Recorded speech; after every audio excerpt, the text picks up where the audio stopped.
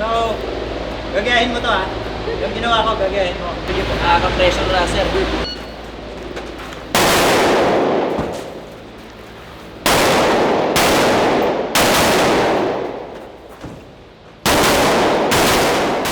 Ang galing, sir. Para analisan. Nasa isip. Galit siya sa akin. Ang lista at tentahan ngayon ay parte na rin ng Air Force ang kapulitin doon.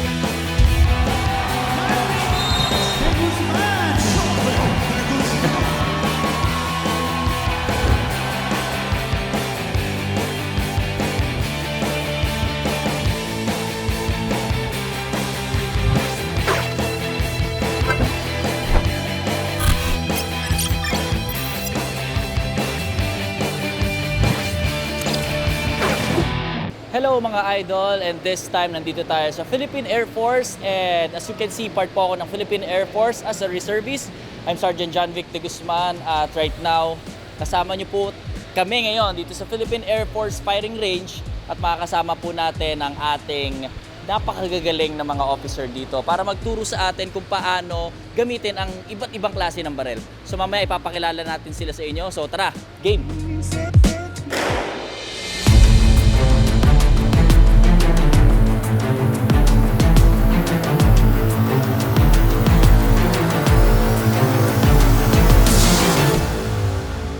So hi guys, welcome back at kasama ko ngayon ang Group Commander ng 528th Air Base Group, no other than Lieutenant Colonel Mark Yambing.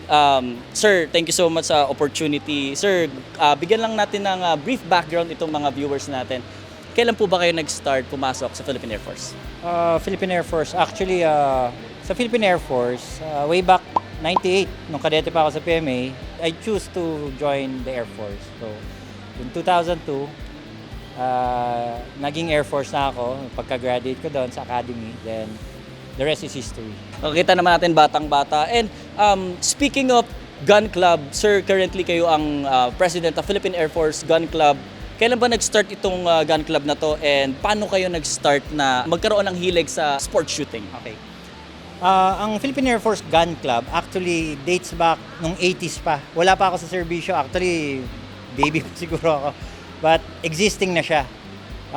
Then, way back nung panahon ni President Aquino, yung boss ko kasi is tao niya, mahilig mag-shoot. So, na-entice kami as his subordinates na mag-shoot. So, doon ako nag-start. That's 2013. Here in the Philippine Air Force Gun Club, medyo friendly lahat. They help you improve your skill. So, natutuwa ako at nag-join ako sa Gun Club. Then eventually, I became the president. May mga programs kami ngayon to help yung mga beginners namin na tulad ko na dinaanan ko noon to improve better. So may guided development. So ayun guys, maya-maya lang ipapakita sa atin at ide-demo sa atin na ni Lieutenant Colonel Yambing yung mga basic knowledge when it comes to handling different kinds of firearms, and makikita nyo kung paano niya ako turuan dun sa mga obstacles. So kita-kits tayo. Introduce yung mga types of firearms na ginagamit natin. Ito, yung pinaka-favorite ko, yung una is yung Metrillo. Itong Metrillo is a 40 caliber. Metrillo, sir. Ito is local brand pero high quality. Talagang yung mga gawa nila is export quality. Very competitive sa mga international brands. Metrillo talaga is one of the firearms na highly recommended quality. Ang maganda dito is yung warranty niya is lifetime. Kung may ayusin, dyan lang, punta mo lang, diretso. Walang problema. Ganda siya. Yung ano niya, yung balance, kasi kung titignan mo yung barrel, kung for sport purpose, shooting sports, makikita mo yung balance ng barrel. So, pag mas mamigat yung barrel, katulad nitong Metrillo, it's accurate. It's more stable. And syempre, yung accuracy, nandun na sa accessory. Kita mo, parang hindi yan nakalas. Sobrang gaan. Pero actually, mabigat na yan. Maybe aahit lang hanggang Oo, yeah. Talagang ano siya, nakatono. stable. Oo, stable siya, yeah. Okay. Next naman, Okay. may arsenal. Wala nakita yung gano'n, yung local ano. Ito naman is a ZZ. ZZ, yeah. ZZ, alam mo na to, 75 TS orange. Usually yung pamilya, yung ano niya, yung popular version niya is yung PS2. Ito okay to. Talagang very popular worldwide. Alam na natin to. Yan ang isa ko yan ang isa sa mga brand na ina-eye ko soon. Na Yes. hopefully magkaroon ako kasi sobrang ganda ng quality. Correct. And yung kay Max Mitchell, yung X5 Legion, compared sa mga full metal gun, this is actually a medyo may siya sa lower polycarbonate. Mga ganitong types of barrel is ginagamit na pang duty. Yung mga law enforcement, ito yung mga baril nila. Kaya sabi ko sa lahat ng shooters na bago, pagkapasok dito sa firing range, tapos wala pa silang baril, ang unang question is, ano ba ang purpose mo? What's your purpose? Next is, siyempre, naka-align dun yung interest. So, purpose and interest. Ngayon, if you want sport shooting, self-defense, or anything, we can recommend yung tamang barrel for you. Kasi hindi ka naman pwedeng a full-size pistol kung gusto mo siyang carry na gun mo. Self-defense Diba? Or self-defense gun mo kasi napakabigat. Sa military, when I was sa Presidential Security Group, yung mga kasama namin doon, iniiwasan na yung full metal. Kasi imagine mo, you have 17 rounds, you have a gun na full metal, nakapasok lahat yan, and yung duty mo buong araw. Ang bigat, sir. After na buong araw mo, wala na. Ano ka na, medyo tawag dito, masakit na yung bakalakang mo. Kaya nauso yung lock. Next in line, ito yung pinuputo ko ngayon. Alam mo naman ko, PCC, pistol caliber carbine, chambered in 9mm Glock magazine. Ang mga Glock magazine ito, 30 rounder. Yeah, 30 rounder. Pero nilagyan ko siya ng extension up to 40. Kasi familiar naman kayo kung PPSA or Schmuck, diba? Sa PPSA, ang PCC is maximum lang na 2 rounds. Chambered, sa mismo. So, ibig sabihin ka lang ang maximum up. Okay, walang problema. Tama ka na. Ito talaga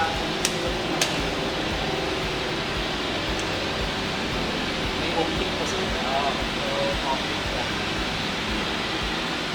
Ito sa'yo eh. Pag ikaw nag-mintis pa dito, sa ganda ng baril. Benefits pa rin. So ito naman is ang tawag dito, high-powered rifle. Itong rifle to is a UDMC 16-inch barrel na M4. Very reliable. Pinalitan ko lang, linagyan ko lang ng ng handguard. Tapos lagyan ko ng LPBO. Scope na 1:8. Zoom 1:8. Magnification and backup sight na red dot. Alright. So that's it. So, alam mo na, for Guardian rule of Every firearm has a loaded. So kahit alam mo wala naman siya ammo, pero every time you hold it, you have to check it if may bala ba or wala. But treat it as it's loaded. Second is never point a gun at anything you're not willing to destroy.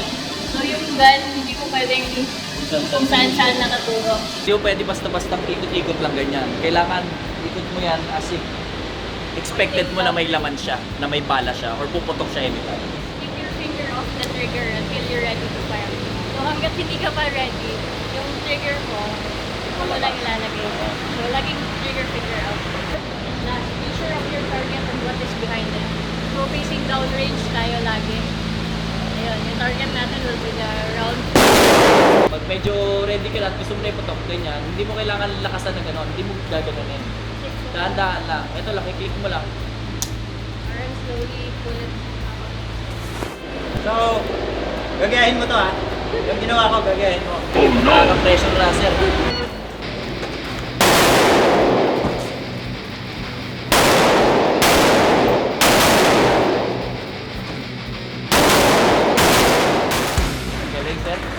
Tugtog. Tugtog. Tulak. Tugtog.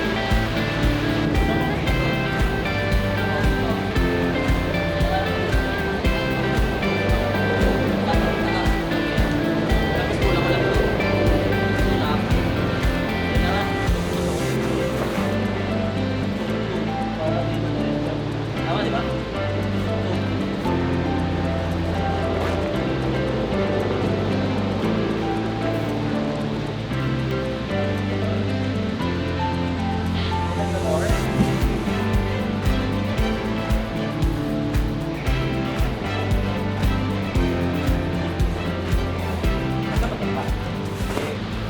Since I'm a right-handed, I'll be moving sa right.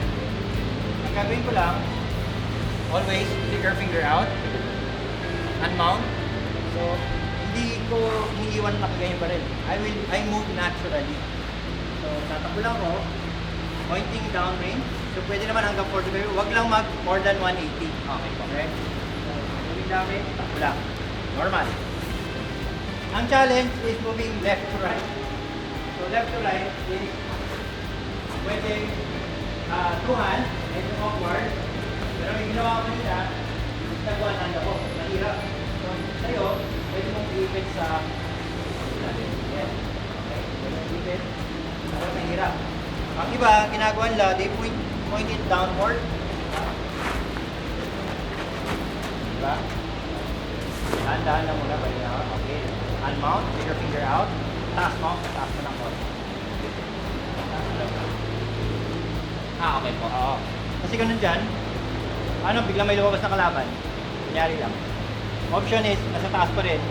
Para kung nandiyan yung target, diretso lang. Okay. Kaysa yung tataas mo pa, pointing 45 degree. Yan. Dito.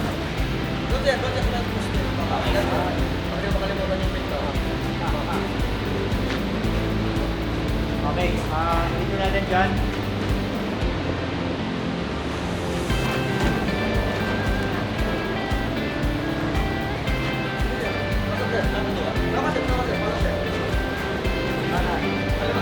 Kaliwa mo na sir.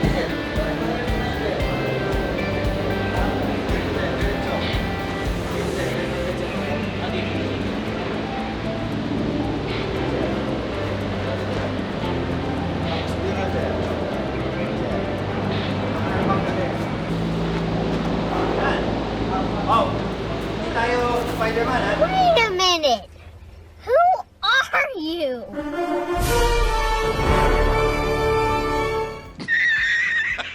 Alam mo ganyan mo. Yan. Pasok. So guys, pina-practice natin yung gagawin natin.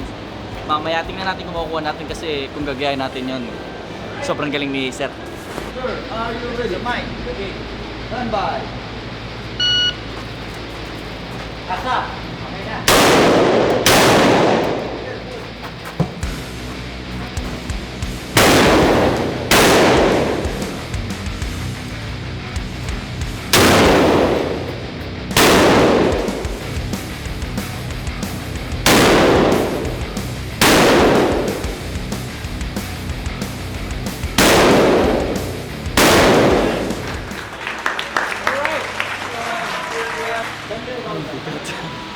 Ang bigat ng baril. Okay. That's it. Comment. Comment. Medyo stiff. Pero normal. Walang problema. Every execution done safely. Pero kailangan lang ng polishing kasi siyempre first time. So walang problema. Ang maganda lang is yung baril mo bagay sa'yo kasi malaki, mabigat. Hindi lahat kayang gawin yun. So I think medyo promising ka sa division na to.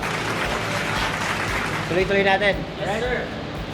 Si Sir ang magtuturo sa akin. Pan-champion. Boom! Una hindi tumama pa boom! Tumba yung dalawa. Dito hindi ko tinamaan no? Medyo nahihirapan ng kaliwa. Kasi ang shooting left to right for a right-handed, the gun is leading. Sabihin, ganun ko, nandiyan yung baril. Pwede ko nang itutok. Kumpara sa right to left, the gun is trailing. Okay po. Yung nas... Opo, opo. Hindi naman pinamuna. So, pag ganun ko, ang hirap. Ang ginagawa ng iba, kung meron ka sa bahay mo, weights, upper body. Di ba? Bigat. Bigat to. Katawan mo, bigat. Ngayon, kailangan ng paa mo, itulak mo.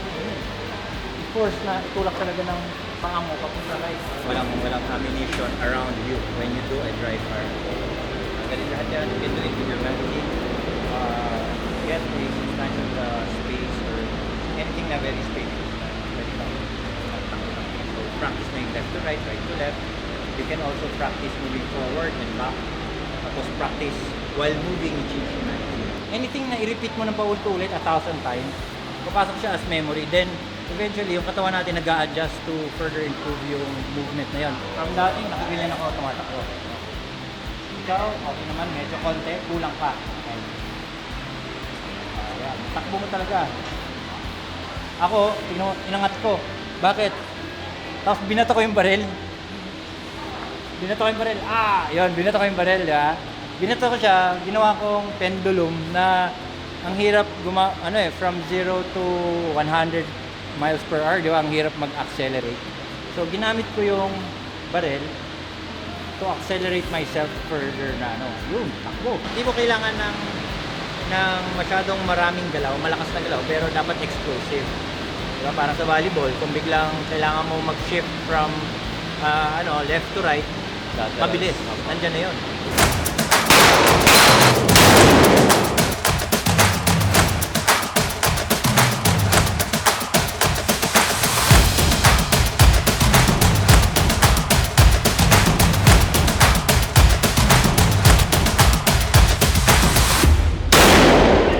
So ayan, once again, kasama uli natin si Lieutenant Colonel Yambing, ang President ng Philippine Air Force Gun Club. Sir, grabe yung na-experience ko today. Kakaibang experience and nakakapagod. Kumbaga, compare mo sa volleyball, na-doble yung pawis ko dito sa tinuro sa akin ni Sir. Ang daming obstacles na pinagawa and ang daming learning. Sir, ano po bang ma-observe nyo sa mga ginawa ko and things to improve? Yeah. Ang na-observe ko sa iyo, una-una, ang maganda sa iyo and siguro sa ibang enthusiast diyan na aspiring pala is you're already athletically inclined yung katawan mo and you have the agility. So basically, ang dali mong turuan. So natutuwa naman ako kasi nandun na yung speed, nandun na yung agility, and ang kulang na lang is to harness yung proper execution ng bawat movement. So napataste namin sa iyo today yung how a practical shooting is done. So nakita mo, tumaas na adrenaline mo and you're able to shoot yung baril mo na siguro hindi mo pa na-shoot ng ganun pala pwede siyang iputok. And of course, ang pinaka-importanting na-appreciate ko sa iyo is how you inculcated yung safety na briefing namin kanina. You executed lahat in a very safe manner. And eventually, nakita ko nung nag-improve ka. But then again, hindi doon natatapos. Kailangan pa natin ulit-ulitin. Kasi to be able to make it as perfect as possible, it requires repetitive 1,000 repetitions ng dry fire. So assignment mo sa bahay mo. Yes po. You do the dry fire, and when you come back in the Philippine Air Force firing range, we will teach you yung live ammo naman and teach you more advanced movement na eventually we can compete outside. You start here in the gun club, then eventually let's compete outside. Yeah. So, that's good. Yan. Thank you so much, sir. Bale, ako sa totoo lang yung observation ko, sarili ko. And I mean, iba kasi yung inspiration and motivation na binibigay ni sir kung paano siya mag-demo. Kanina lang nag-demo muna siya. Binidyohan niya yung ginawa niya and pinakita ko ano yung ginawa ko. So, dun pa lang nakikita namin yung difference at kung saan ako makaka-advantage. Ano bang pwede niyong ma-suggest sa mga young aspirants or soon-to-be sport shooting pag nakahiligan nila itong ganitong sports? Yes. Ang masasabi ko lang sa ating mga viewers and everyone who wishes to shoot or engage in sport shooting, alam mo, itong sport na to kakaiba. Because hindi lang mapapakita mo yung galing mo sa a competitive tournament or competition like this or sport, But you can also use itong skill na makukuha mo dito for your everyday na buhay. You can do it, this is actually ang self-defense is always right ng lahat yan. So, itong skill na to, itong sport is talagang dual ang magaya mo and napaka-exciting and you meet new friends and everything. So, makaka-travel ka pa just in case. Marami tayong shoot around the Philippines and abroad. So, I invite everyone to join our club. Be here in the Philippine Air Force Firing Range and we'll see what we can help and para ma-improve ang iyong mga shooting. Alright? And once again, thank you so much, Lieutenant Colonel Mark Yambing. Maraming salamat po. And sa lahat ng viewers natin dyan na gustong sumali sa Philippine Air Force Gun Club, pumunta lang kayo dito at mag-subscribe lang kayo sa aking YouTube channel. Bye-bye!